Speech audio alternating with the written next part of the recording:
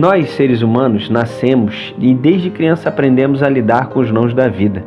Uma criança ainda não tem maturidade e experiência para diferenciar o que é certo e errado, e se o que ela deseja é realmente o que ela necessita.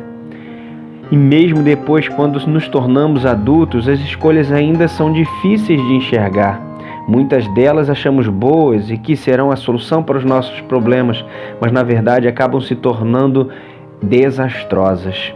Quantos de nós já não entramos numa oportunidade imperdível que acabou se mostrando algo que gerou mais problemas do que resolveu? A grande verdade é que mesmo com toda a maturidade e experiência do mundo, ainda somos seres limitados. Somos limitados pelos nossos sentidos, somos limitados por nossa inteligência, por nossa capacidade de julgamento, por nosso conhecimento, nossos relacionamentos e por tantas outras limitações e impossibilidades. É nesse ponto que entra Deus, o eterno, o soberano, o conhecedor de tudo e de todos, aquele que é tão grande que os céus são o seu trono e que a terra é o estrado dos seus pés. Aquele que ninguém pode enganar é aquele que é chamado a própria verdade, aquele que não se engana e nem se arrepende. Esse Deus que trabalha para aqueles que nele confiam e esperam, esse Deus que não existe outro igual. Vamos aprender na palavra de Deus com 3 pessoas que ouviram um não de Deus. A primeira delas é um homem que foi chamado o homem segundo o coração de Deus. Davi era seu nome. Davi era acostumado com os sims e conseguiu diversas vitórias em sua vida por conta do apoio de Deus em suas batalhas. Mas houve um dia em que ele decidiu construir uma casa para Deus, um templo que abrigaria a arca construída por Moisés. Mas Deus não permitiu que Davi edificasse esse templo.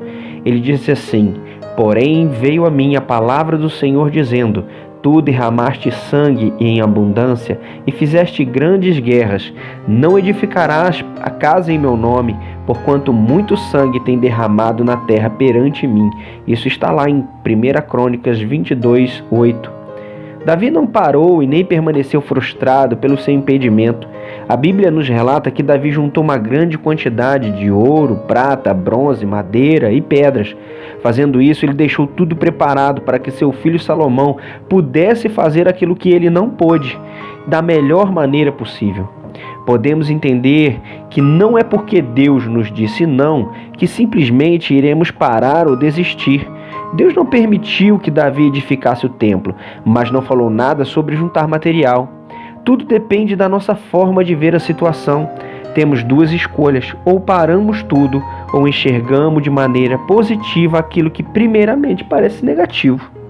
A segunda pessoa é o homem que mais espalhou a mensagem do Evangelho no tempo da igreja primitiva. Paulo foi chamado para pregar a palavra aos estrangeiros e por conta disso acabou sendo muito perseguido pelos judeus. Mas não era isso que lhe incomodava mais, afinal ele estava fazendo a vontade de Deus. Havia algo que tirava o sono de Paulo, algo que o próprio Deus permitia. Paulo orou 3 vezes para que Deus resolvesse esse problema e tirasse isso dele, mas Deus simplesmente diz não. Normalmente nossas dificuldades têm um propósito. Não passamos problemas simplesmente por passar. Paulo recebia revelações de Deus que poderiam fazer com que ele se sentisse melhor do que os outros apóstolos. E por esse motivo, Deus permitiu que Paulo tivesse que lidar com esse problema constante que o impediu de se sentir superior.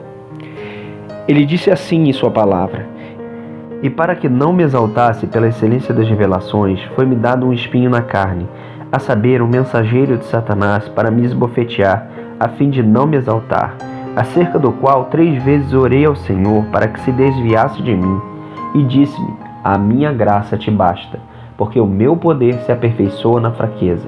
De boa vontade, pois, me gloriarei nas minhas fraquezas, para que em mim habite o poder de Cristo." 2 Coríntios 12, 7-9. A terceira pessoa, e a mais importante, foi simplesmente o próprio Filho de Deus. Embora sendo Deus, Jesus também era homem e sofria das mesmas coisas que sofremos. Ao estar próximo de se entregar para ser humilhado, esfolado, moído por nossos pecados, a Bíblia nos informa que Jesus ficou extremamente angustiado, a ponto de suar sangue. Nessa angústia, ele orou ao Pai para que, se fosse possível, que ele não passasse por tudo aquilo. mas que fosse feita a vontade de Deus. Jesus acabou passando por tudo aquilo porque Deus tinha um propósito em sua vida. O propósito que Deus tinha era muito maior do que o sofrimento que Jesus passaria, o resgate de toda a humanidade e a possibilidade de cada um escolher ser chamado filho de Deus. E disse-lhes: a minha alma está profundamente triste até a morte. Ficai aqui e vigiai. E tendo ido um pouco mais adiante, prostrou-se em terra e orou para que, se fosse possível, passasse dele aquela hora. E disse: Abba, Pai, todas as coisas te são possíveis. Afasta de mim este cálice. Não seja, porém, o que eu quero, mas o que tu queres. Marcos 14, 34 a 36. Pensarmos em algo que oramos a Deus e Ele ainda não respondeu, ou simplesmente respondeu não devemos nos frustrar ou achar que Deus não quer o nosso bem. O primeiro pensamento deve ser sempre: tudo coopera para o bem daquele que ama a Deus. Isso está lá em Romanos 8, 28. Se focarmos a nossa fé nesta verdade, veremos que tudo que nos acontece tem um propósito.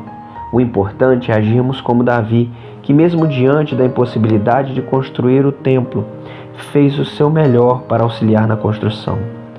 Primeiro pensamento: mesmo que não seja para você fazer, auxilie no que puder, pois fazendo assim, sempre vai agradar a Deus. Segundo pensamento: mesmo passando pelo problema, entenda que ele pode ser o que te mantém no caminho estreito, te impedindo de desviar dos propósitos de Deus. E por último, temos que saber que existem coisas mais importantes que as nossas necessidades, e que, se for necessário passar por um problema para que se cumpra o propósito maior para o reino de Deus, saiba que isso é agradável a Deus, e embora você hoje não entenda, mais à frente com certeza você verá que valeu a pena.